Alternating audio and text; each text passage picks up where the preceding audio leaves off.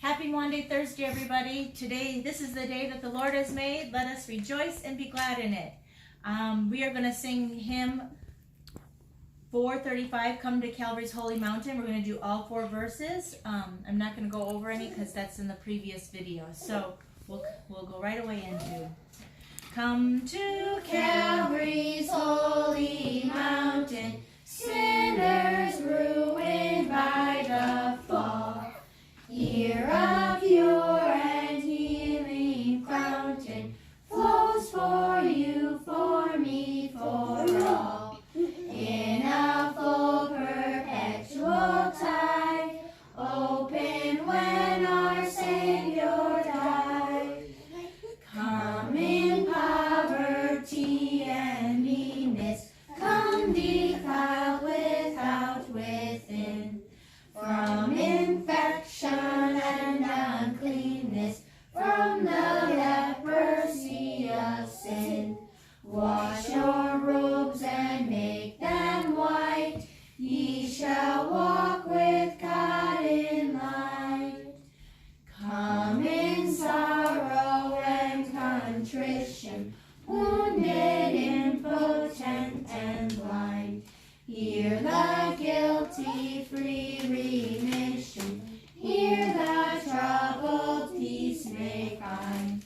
Helpless fountain will restore, they that drink shall thirst no more.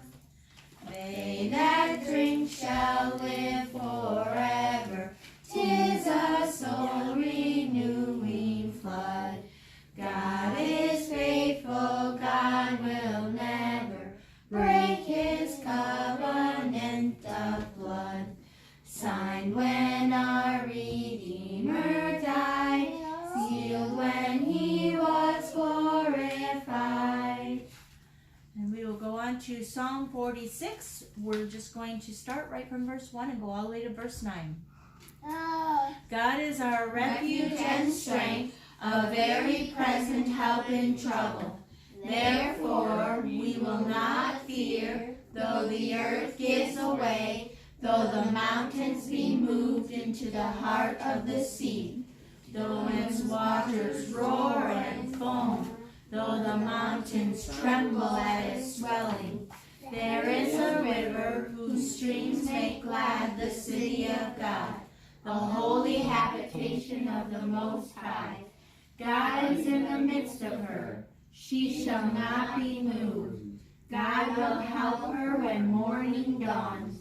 The nations rage, the kingdoms totter. He utters his voice, the earth melts. The Lord of hosts is with us, the God of Jacob is our fortress. Come, behold the works of the Lord, how he has brought desolation on the earth. He makes the war cease to the ends of the earth. He breaks the bow and shatters the spear. He burns the chariots with fire. We will stop there. All right, we started off this week with Palm Sunday, and then we went right into Maundy Thursday events that took place, and we talked about the Lord's Supper, and we talked about how Jesus had told Peter he was going to deny Christ 3 times before the rooster crows in this evening.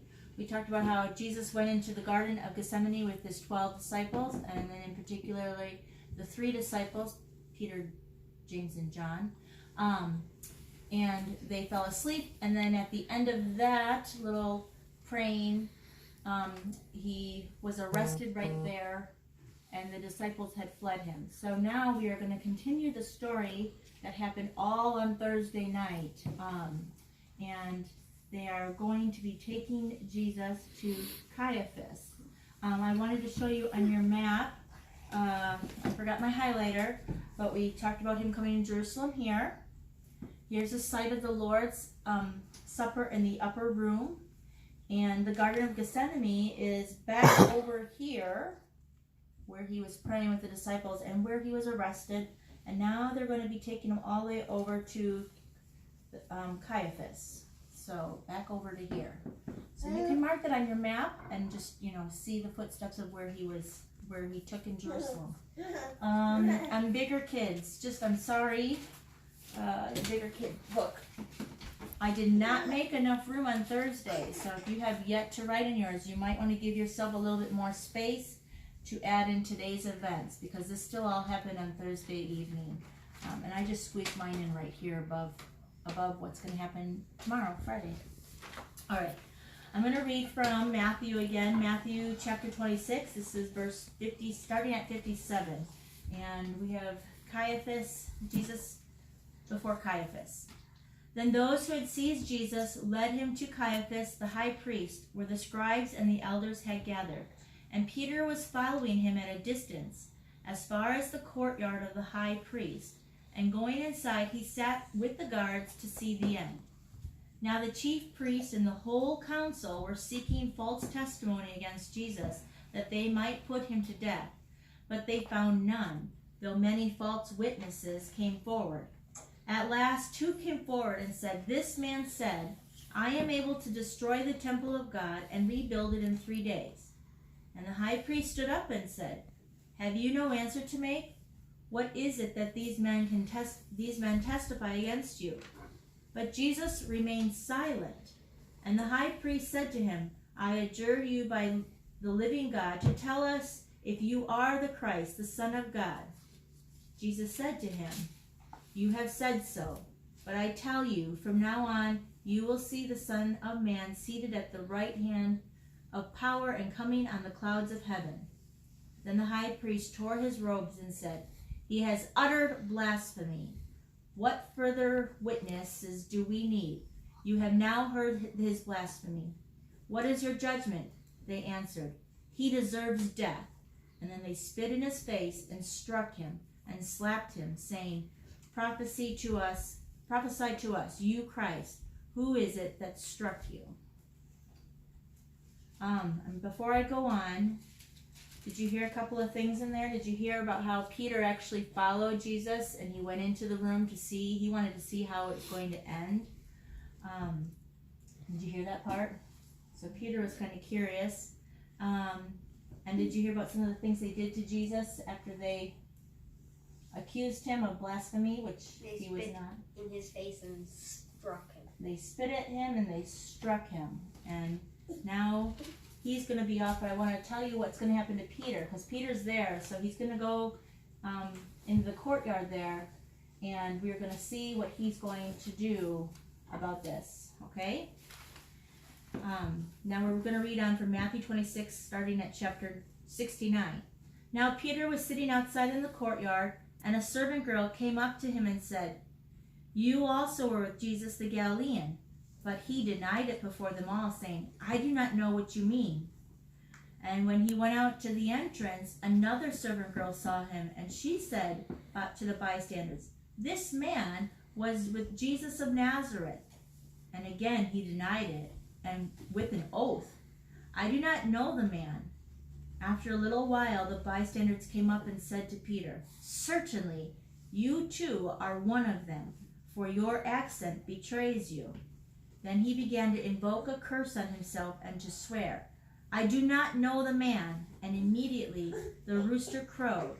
And Peter remembered the saying of Jesus, "Before the rooster crows, you will deny me 3 times." And he went out and wept bitterly. Couple of things in there. How many times did Peter deny Jesus? 3 times. 3 times. 3 times. Just like Jesus had said he was going to before the rooster crowed. Some Bible words that you're going to find in your books to help us just kind of, we too are like Peter.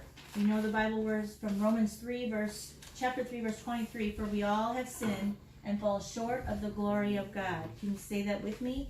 We For we all have sinned and fall short of the glory of God. Romans chapter 3, verse 23. Romans chapter 3, verse 23.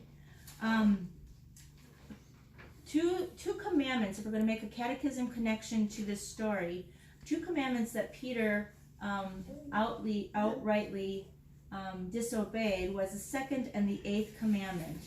In the second commandment it says, you shall not misuse the name of the Lord your God. What does this mean? We should fear and love God so that we do not curse, swear, use satanic arts, lie or deceive by his name, but call upon it in every trouble, pray, praise, and give thanks. If you listen carefully, he did swear against the Lord himself too by saying he didn't know him. And he also cursed along with that too, it says. And the 8th commandment says, you shall not give false testimony against your neighbor. We should fear and love God that we do not tell lies about our neighbors, betray him, slander him, or hurt his reputation, but defend him, speak well of him, and explain everything in the kindest way. And in that one we specifically see how he betrayed Jesus just by the fact that he denied who he was. And Peter felt bad, because as soon as the rooster crowed, Peter did feel bad, and he wept. So we have the other verse that we can remember that's also in your book. If we are faithless, he remains faithful, for he cannot deny himself. 2 Timothy chapter 2, verse 13. Can you say that with me? If we are faithless, he remains faithful, for he cannot deny himself. 2 Timothy chapter 2, verse 13. So we, like Peter, deny Jesus and his gifts, and we cannot deny, and Jesus cannot deny us because we are a part of him. Baptized members in his own body. Instead, he forgives us and he brings us back.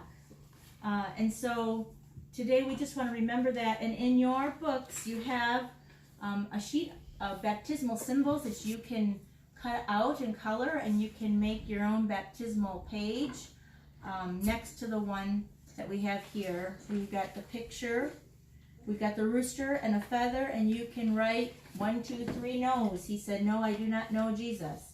So that's that is what's in your books today. You do, in your bag, you should find a bag with a feather, some blue tissue for your baptismal font, and a couple more baptismal stickers if you wanted to do that. I even put my baptismal date on there because I remembered mine. If you know your baptismal date, ask your moms and dads, and you can put your baptismal date on your page too, because remember that we are God's children and he will not deny us.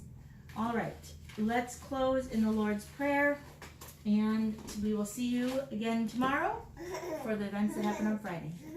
All right, ready?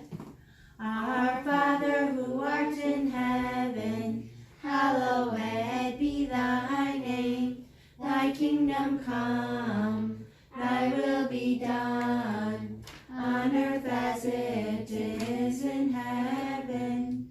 Give us this day our daily bread, and forgive us our trespasses, as we forgive those who trespass against us. And lead us not into temptation, but deliver us from evil. For thine is the kingdom, and the power, and the glory, forever and ever. Amen. Have a blessed day, everybody.